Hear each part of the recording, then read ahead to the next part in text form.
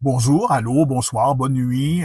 Mon nom est Benoît Voyer. Toujours un plaisir de vous retrouver au sanctuaire Notre-Dame-du-Cap à Cap-de-la-Madeleine, devenu un arrondissement de la ville de Trois-Rivières depuis 2002. La neuvaine de l'Assomption, qui a lieu du 7 au 15 août 1974, a pour thème Apprends-nous à prier. En plus des homélies, un local spécial pour la prière avec et sur les malades est aménagé. Durant l'événement, le père Jean-Paul Rogimbal anime une grande veillée de prière charismatique et le jour de la fête de l'Assomption, le 15 août 74, une célébration des malades.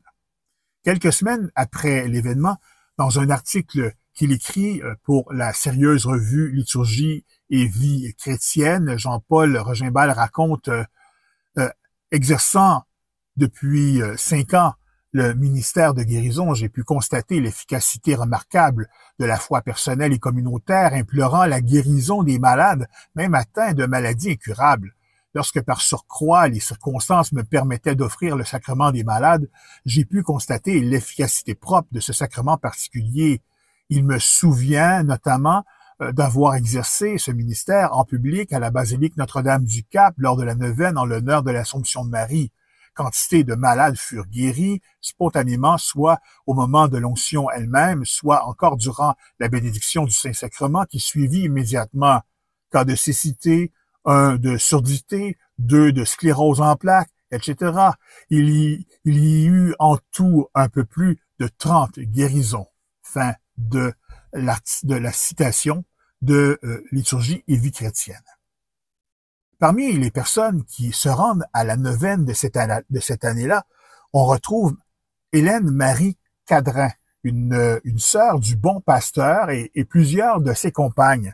Elles seront présentes les 14 et 15 août 1974. La religieuse Hélène Marie Cadrin témoigne dans la revue Notre-Dame-du-Cap, et ce, en 1975, dans le numéro du calendrier, difficilement accessible aujourd'hui, mais que j'ai réussi à mettre la main dessus. Une belle copie, un beau témoignage. Je cite, 2 de mes compagnes, sans être concertées, me préviennent à tour de rôle qu'elles solliciteraient pour moi la guérison de ma surdité et qu'il faudrait accepter de faire prier sur moi au local des malades. Je dois avouer mon peu d'enthousiasme, non par manque de confiance et de foi, mais plutôt par respect humain, par crainte du spectaculaire, par peur de devoir rendre publique ma guérison. Devant l'insistance de ses compagnes, en arrivant sur le terrain de ce lieu qui doit son premier rayonnement grâce au bienheureux franciscain Frédéric Jansoun, elle se rend faire prier sur elle au bureau aménagé pour l'occasion. Le père Valérien Godet, un oblat de Marie Immaculée, la reçoit. La religieuse poursuit son récit au cours de l'imposition des mains sur mon oreille droite, qui ne percevait aucun son depuis plus de 20 ans. Le nerf auditif étant mort, j'éprouvais une grande certitude que je serais guéri grâce à la prière confiante de mes sœurs, et ce, pour la joie et le bien de la communauté. Je pressentais que cette grâce m'accompagnerait de faveurs spirituelle, en particulier celle d'une meilleure compréhension de la parole de Dieu.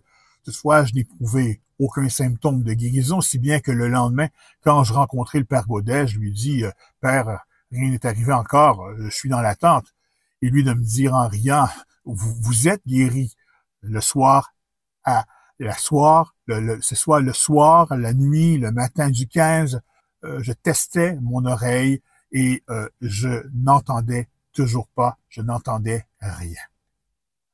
Le 15 août en après-midi, après la marche mariale, elle réussit à se trouver une place dans la basilique qui est pleine à craquer.